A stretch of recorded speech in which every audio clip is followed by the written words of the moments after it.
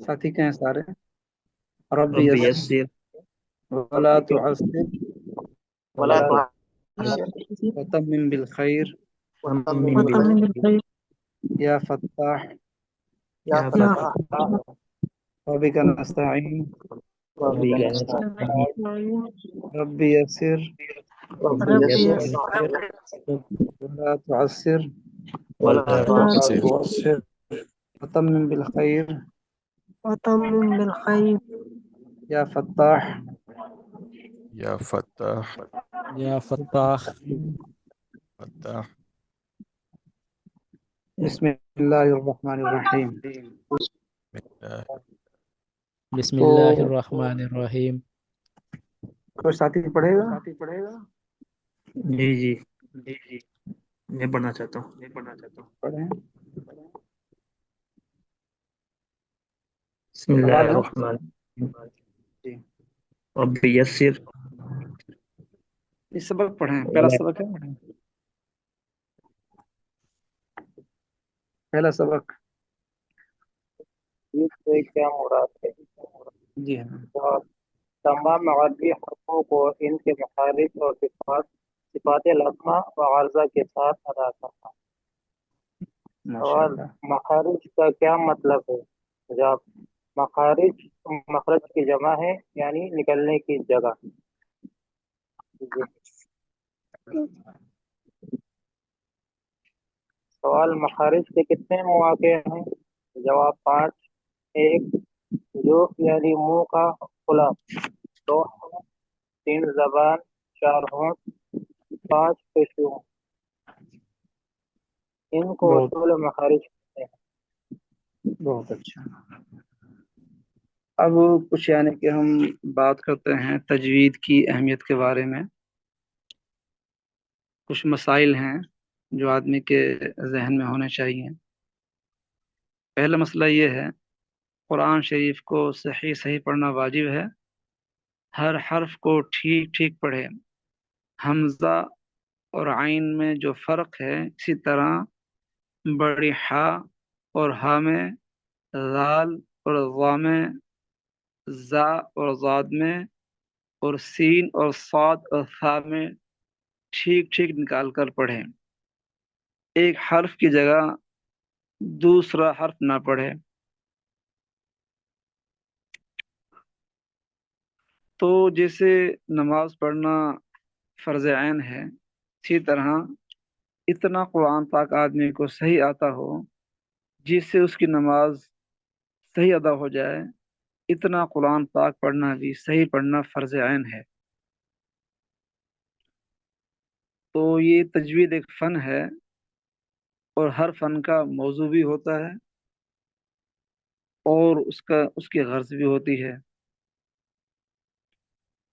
तो मौजू कहते हैं किसी इल्म व फ़न में जिस चीज़ पर बहस की जाए वो इस इल्म का मौजू होता है।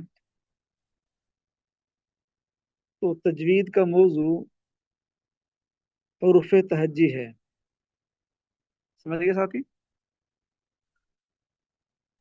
جی جی سر جی ये एक फ़न है और इल्म है और हर इल्म का एक मौजू होता है। तजवीद का मौजू हुरूफ तहज्जी है और कुरान पाक में जो हरूफ हैं वो 29 हर्फ हैं, हुरूफ तहज्जी। तो ये इसका मौजू है। तजवीद का मौजू क्या है? हुरूफ तहज्जी। और तजवीद की गर्ज, गर्ज क्या है? गर्ज ये है कि हरूफ को सही सही अदा करना। तजवीद का मौजू क्या बताया था? हुरूफ तहज्जी। और गर्ज तजवीद की क्या है? कि हरूफ को सही सही अदा करना। ये तजवीद की गर्ज है कि जितने भी हरूफ हैं तो वो अपने मखारिज से अदा हों और जो उसकी सिफात हैं उन सिफात से उनको अदा किया जाए। और हुक्म क्या है कुरान तजवीद का? हुक्म ये है, अल्लाह फरमाते हैं वरत قرآن ترتیلا، اور قرآن کو خوب ٹھہر ٹھہر کر پڑھو۔ قرآن مجید کو تجوید سے پڑھنا فرض عین ہے، اور تجوید سے نہ پڑھنے والا شخص گناہگار ہوگا۔ تجوید سے پڑھنا قرآن کو فرض عین ہے، اور تجوید سے نہ پڑھنے والا شخص گناہگار ہوگا۔ تو حدیث پاک میں آتا ہے قرآن مجید کو اپنی آوازوں سے مزین کرو، کیونکہ اچھی آواز قرآن مجید کے حسن کو دوبالا کر دیتی ہے۔ ایک اور حدیث میں آتا ہے قرآن مجید کو عربی لہجے میں پڑھو۔ یہ دو دن بعد سمجھ آئے گا حضرات کو کہ تجوید کا موضوع اور اس کی غرض اور اس کا حکم۔ جی سر تو جی قرآن پاک میں 29 حرف ہیں، جن میں سے کچھ حرف یہ مشکل ہیں، باقی سارے ہی آسان ہیں۔ تو ہم نے اب ان تجوید کو پڑھنا ہے، تو ان پر عملی مشق بھی کرنی ہے۔ انشاءاللہ آگے وہ چیزیں آئیں گی، حروف آئیں گے، تو ان حروف کو ہم نے صحیح نکالنے کی مشق بھی کرنی ہے۔ تو پہلا سوال کیا تھا؟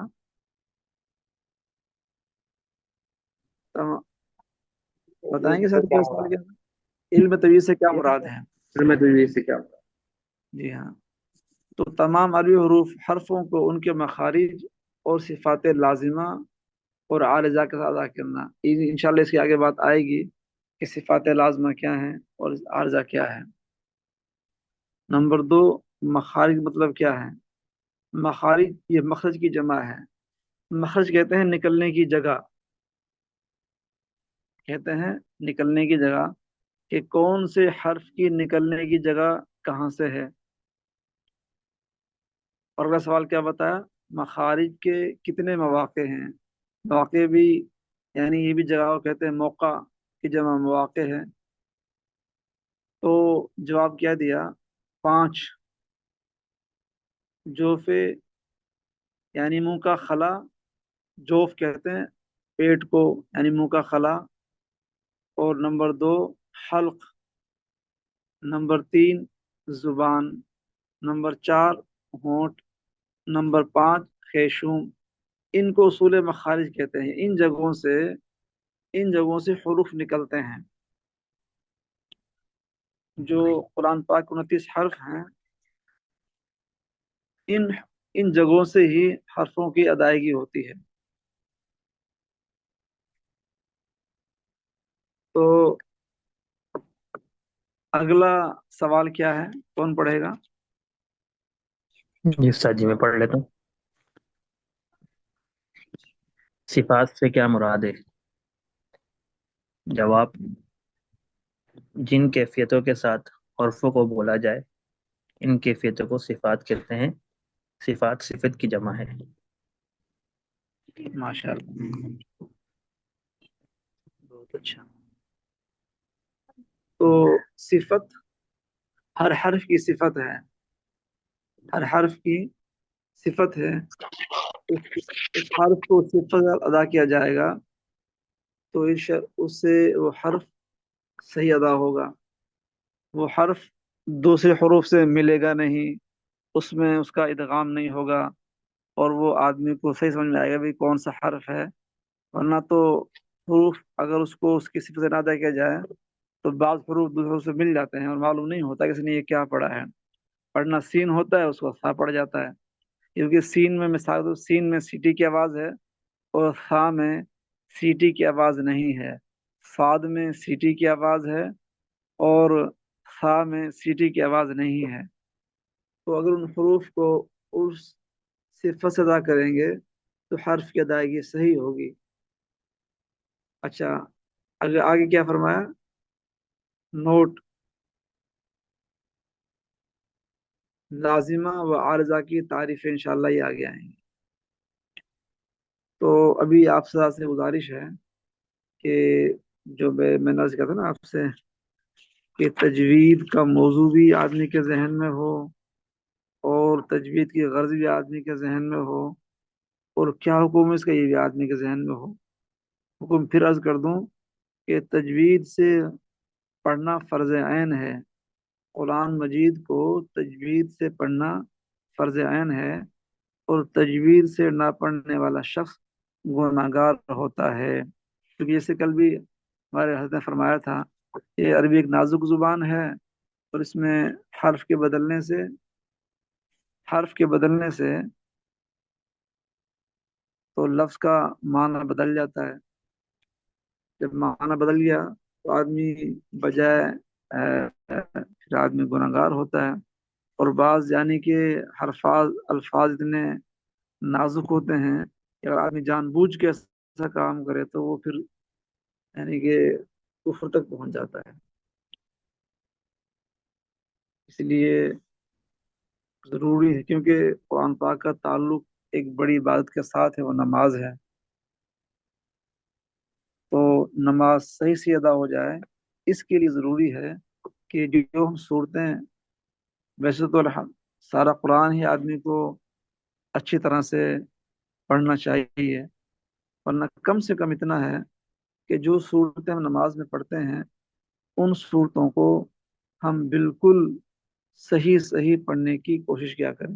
یہ تو عام آدمی کے لیے، اور ماشاءاللہ حضرات کو اللہ نے آپ کو علم کے راستے پہ چلایا ہے۔ ہماری نیت کوشش تو یہ ہو کہ انشاءاللہ ہم سارا قرآن ہی تجوید کے ساتھ انشاءاللہ اس کو پڑھیں گے، تو اس کی مشق کریں گے۔ آگے چلیں یا کافی ہے؟ اچھا جی ہاں، کون پڑھے گا؟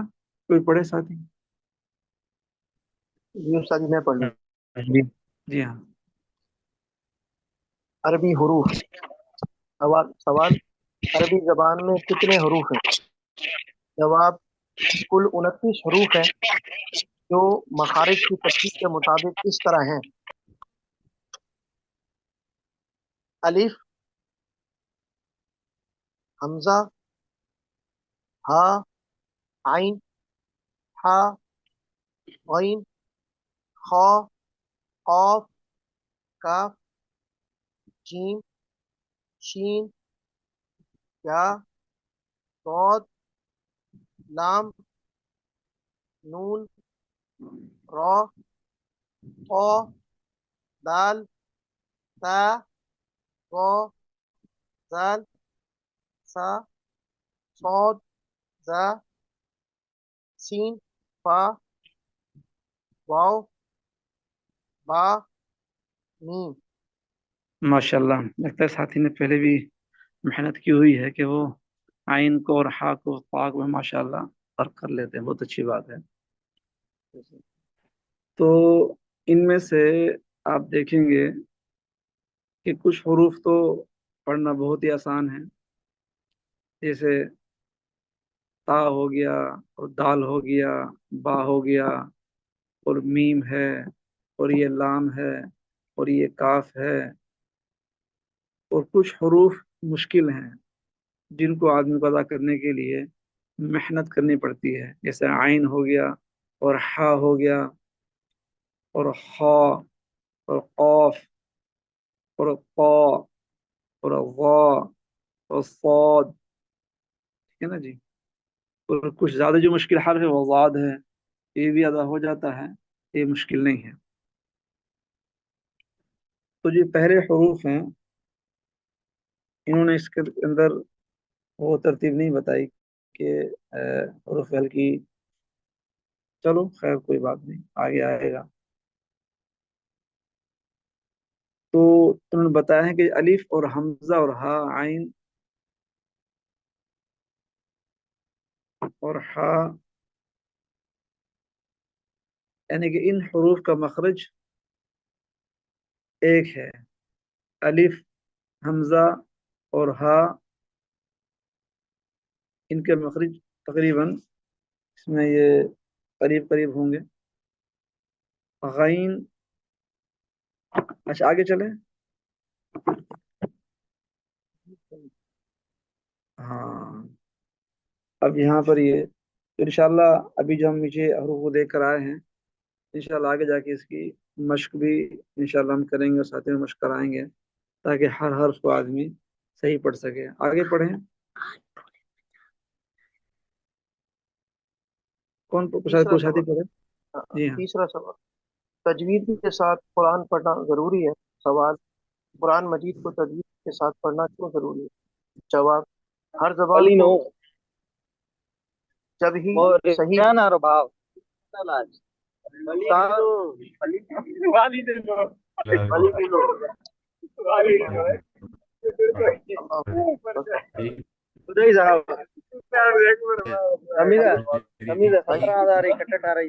بھائی عمر صاحب مائک بند کر لیں برائے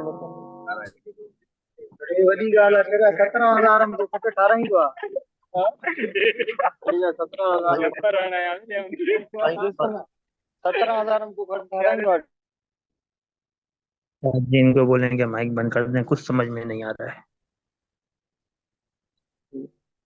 جی تیسرا سبق، تجوید کے ساتھ قرآن پڑھنا ضروری ہے.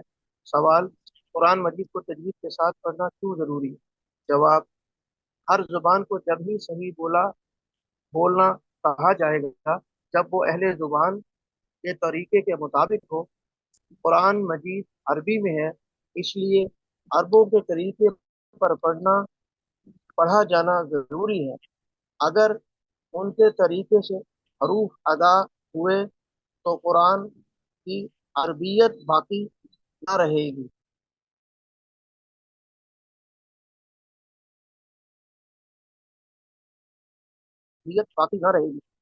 یا اللہ تعالیٰ کی مراد کے خلاف مطلب پیدا ہو جائے گا.